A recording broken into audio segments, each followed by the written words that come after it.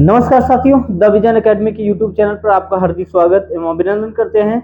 आज हम लोग यहाँ पर टॉप 20 पॉलिटी के क्वेश्चन कराने वाले हैं, जो कि आप लोग देखेंगे यूपी पुलिस और यहाँ पर एसआई के लिए जितने भी अब तक पॉलिटी के जो भी प्रश्न बनाए गए हैं, एग्जाम में जितने भी प्रश्न पूछे गए हैं प्रीवियस ईयर क्वेश्चन को हम लोग यहाँ पर पहले करेंगे और उसके हिसाब से इसका आंकड़ा लगाएंगे किस तरीके से क्वेश्चन पूछा जा रहा है। तो यहाँ पर पॉलिटी के बहुत अच्छे क्वेश्चन एग्जामिनर सेट करते हैं, तो उन क्वेश्चन को आप लोग देखेगा और बढ़िया से एकदम मस्त तरीके से आप देख सकते हैं। और सवालों की हम बात करते हैं तो अव्वल नंबर की सवालें यूपी कांस्टेबल में पूछी गई है भाई, यूपी पॉलिटी से। तो यहाँ पर हम लोग पॉलिटी और मूल विधि की बात करते हैं तो टोटल 40 क्वेश्चन आते हैं भैया, जो कि बहुत मायने रखता है। तो आपको 40-40 का पार्टीशन मिलेगा, मैथ का, इसमें जीएस का हो गया और आपका रीजनिंग का हो गया। इस तरीके से आपको टोटल 40-40 क्वेश्चन की सीरीज देखने को आपको मिलेगी।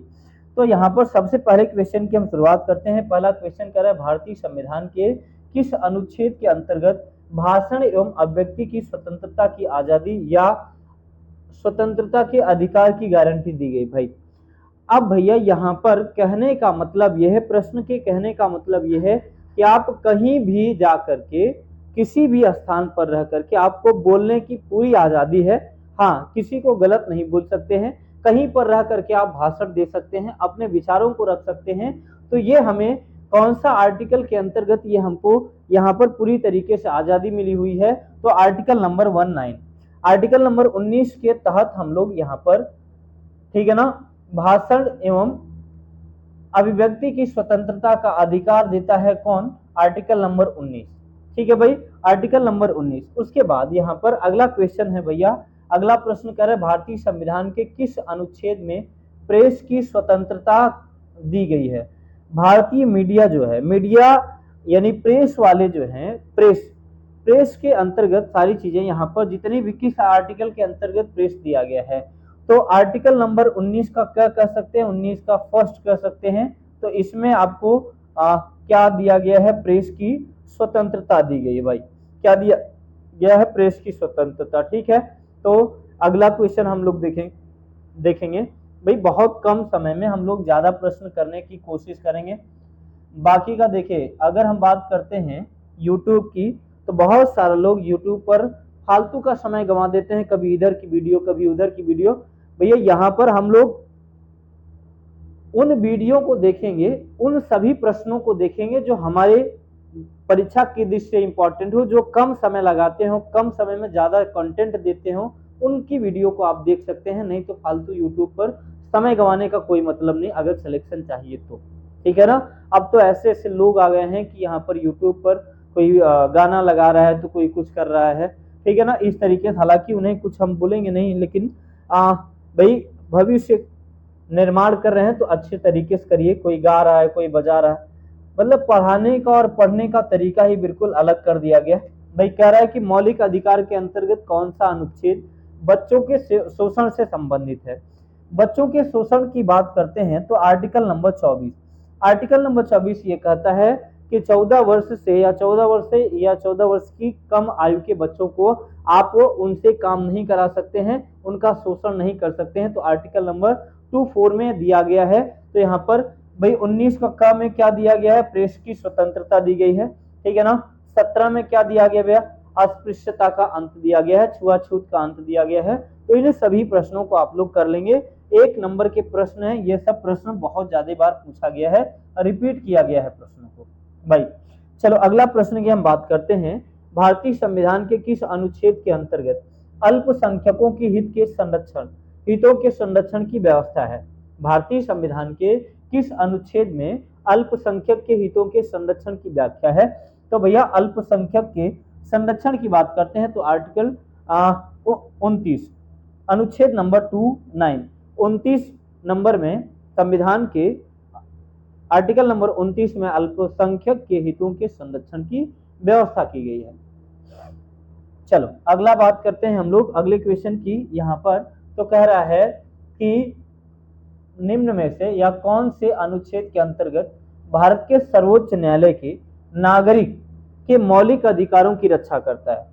भाई भारत का जो सर्वोच्च न्यायालय है, भारत में रह रहे सभी भारतीय नागरिकों के मौलिक अधिकारों के हनन से रक्षा करता है कौन?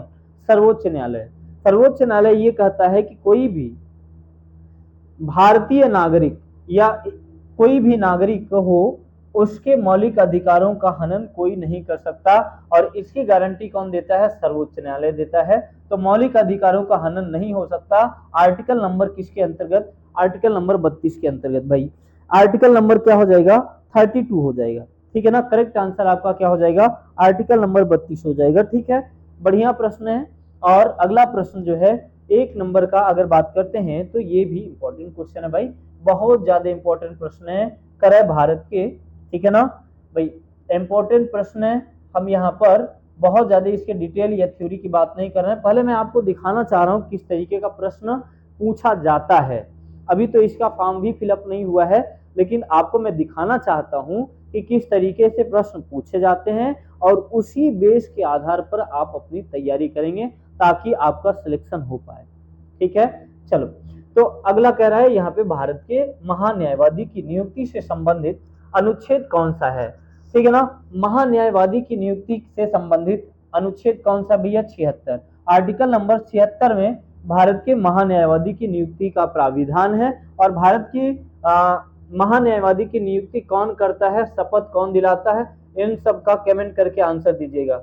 नियुक्ति दिलाता कौन है, और ठीक है ना, नियुक्ति कौन दिलाता है भाई, इस तरीके से, या कह सकते हैं शपथ कौन दिलाता है, तो इसका आंसर आप लोग देंगे भाई।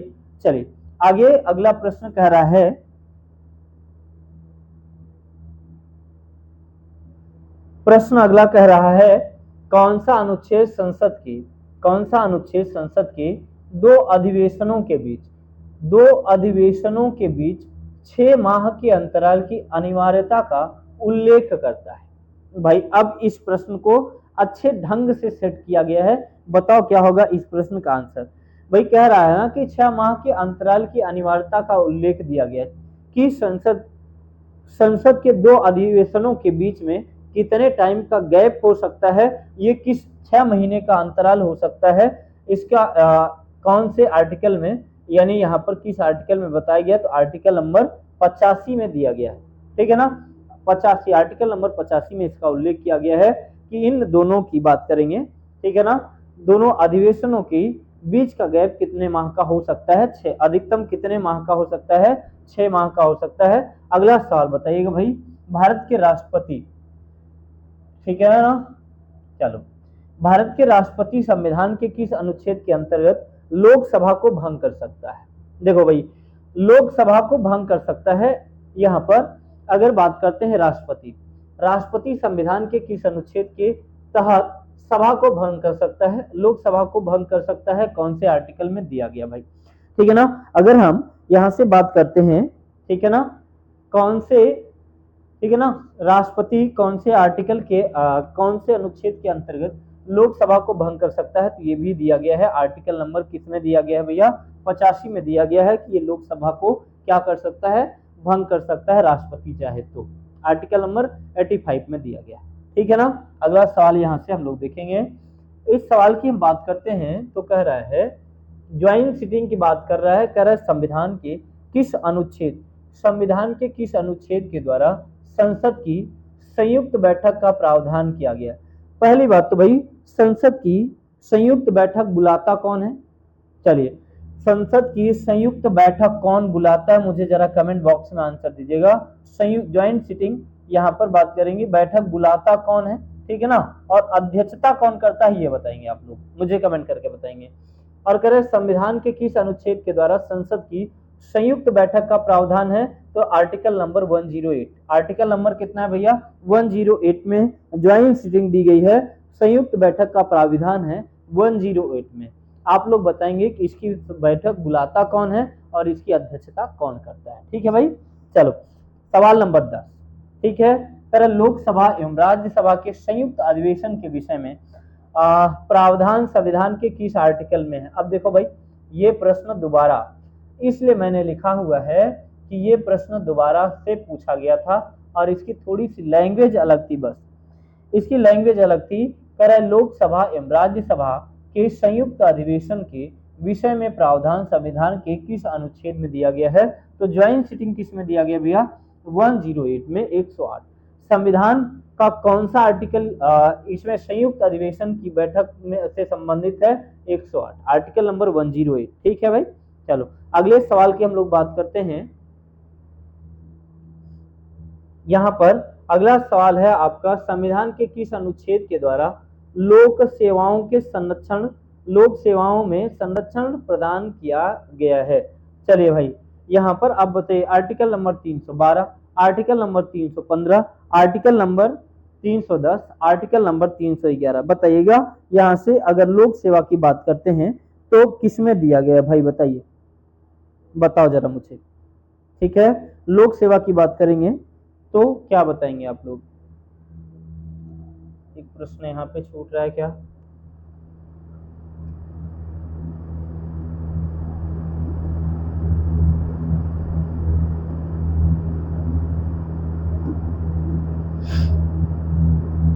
चलो भाई,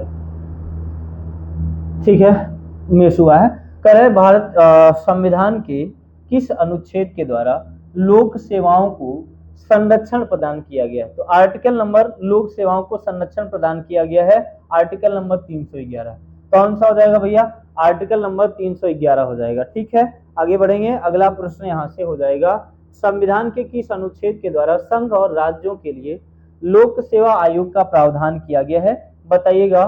संघ लोक सेवा आयोग, और यहाँ से बात करेंगे तो किसके अंतर्गत आता है? आर्टिकल नंबर कौन से के अंतर्गत आता है बताइएगा, मुझे कमेंट करेंगे। 315, 310, 312, 313 के किसके अंतर्गत आता है? तो आप लोग मुझे बताएंगे भाई, ठीक है ना। यहाँ से आंसर क्या करेंगे आप लोग? संघ और राज्य की बात करते हैं तो आर्टिकल नंबर कितना हो जाएगा? 315 हो जाएगा। ठीक है ना। संघ लोक सेवा आयोग की बात करेंगे भैया तो आर्टिकल नंबर किस में है? 315 में दिया गया है। चलो अगले प्रश्न की बात करेंगे।